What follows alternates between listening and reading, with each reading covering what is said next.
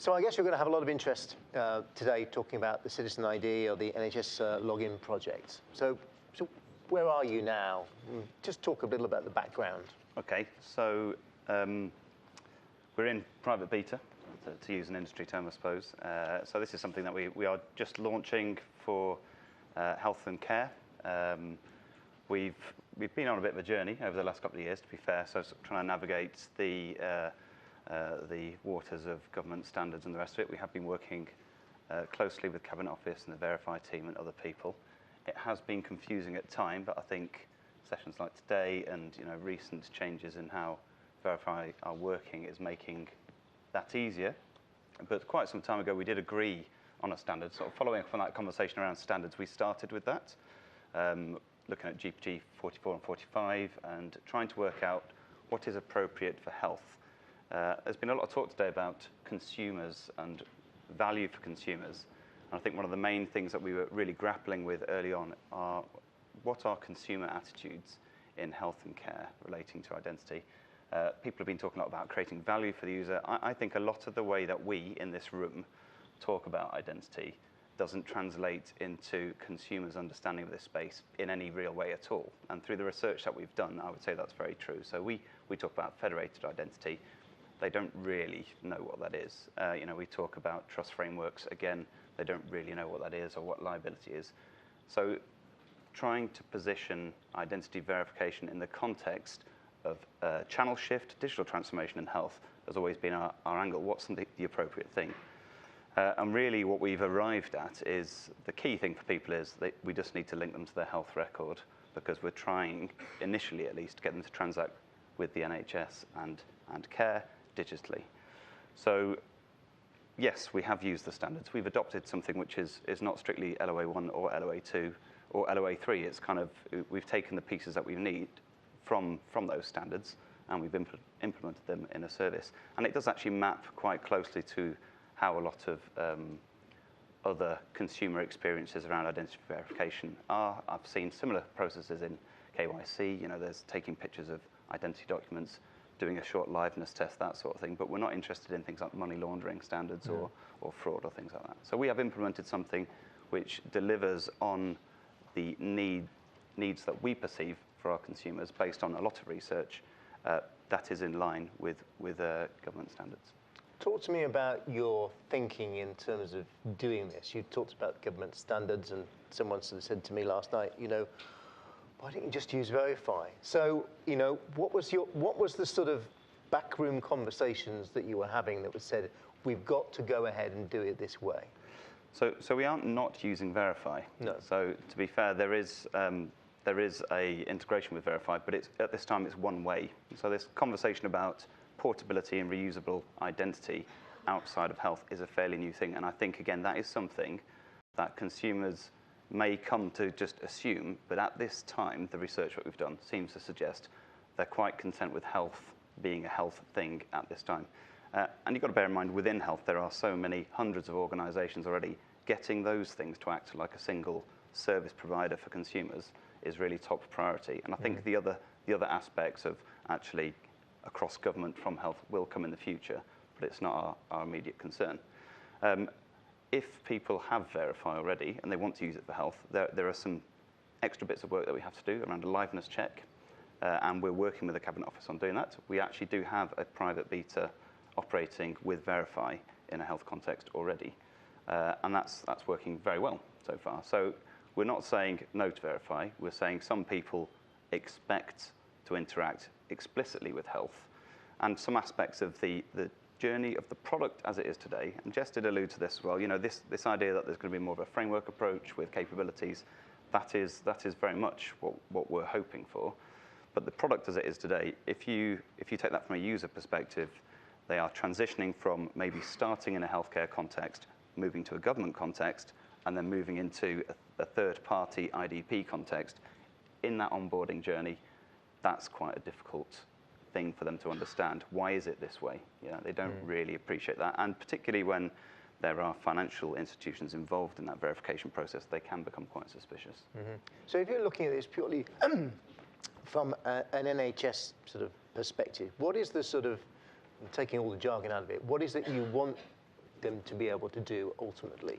What does the business case say? So it's part of a much broader initiative, a thing that's referred to as the Empower the Person pillar. So it's actually driven out of NHS England. The SRO is Juliet Bauer.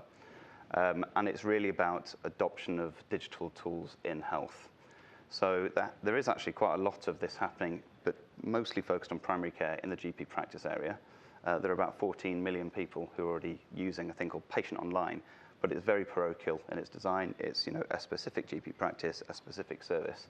And of course, elsewhere in the NHS, suddenly digital things are happening. The digital transformation is kind of arriving, and there's lots of other services cropping up all over the place. And we've got the classic, islands of identity. That's not really what we want. It exposes the nature of the NHS being what it is, which is lots of different organisations. It's confusing for consumers, so we kind of want to present that single view of NHS and the ability to interact with that. I'll give you a specific example. If you're talking about the economics from the NHS point of view, I think the average cost of a visit to a GP practice is something like £22, for example. Now, those existing users will have had to go and verify their identity in person at a GP practice to get that patient online identity. If they're using other NHS services, they probably had to go and do that again somewhere else.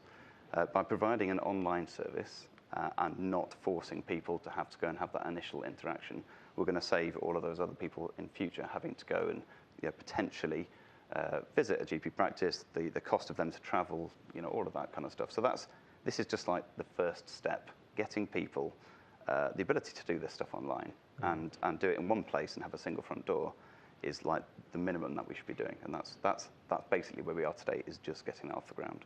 Okay. And what are the challenges that you've come across so far? Oh, almost too many to describe. I guess it feels, as somebody who's trying to deliver a national service, there has been a lot of uncertainty in the marketplace generally. So, I think it's been well documented about government strategy and where's it going. I think there has been historically confusion between who's holding the reins and what the strategy is for government and where that should fit in with health. And that it hasn't delayed us per se, but it might be that we've ended up with an NHS-specific solution because of time pressures and the need to get on with that. The way the conversation's going now, if we had a deadline 2 years out, we probably would be able to do something which was a bit broader thinking, in line with the current thinking.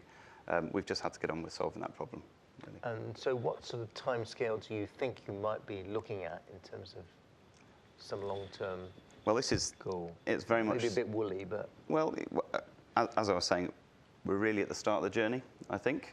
We have deliberately ensured that we are plugged into Verify because we see that there will be strategic benefit to that in the future. And hopefully, there's no nugatory work here. It appears to be performing well in the private beta so far. And we've got, 3+ years left on the business case to go. So over that time, the way government services are delivered now, that's going to be an evolutionary process. It's not just we plop a product out there and it stays as it is for time. So I expect this all to evolve over the next 3 years, really.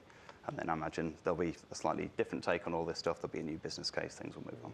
Okay. So we're going to move to our panel, but does anyone have a particular question they'd like Adam to answer before we do? Yes, there's one over there. David Alexander from Midex. We're doing a lot of work with NHS, particularly in Scotland, so not say your purview, but one of the key things we're seeing is the vouching of frontline staff for people they've known for 20 years.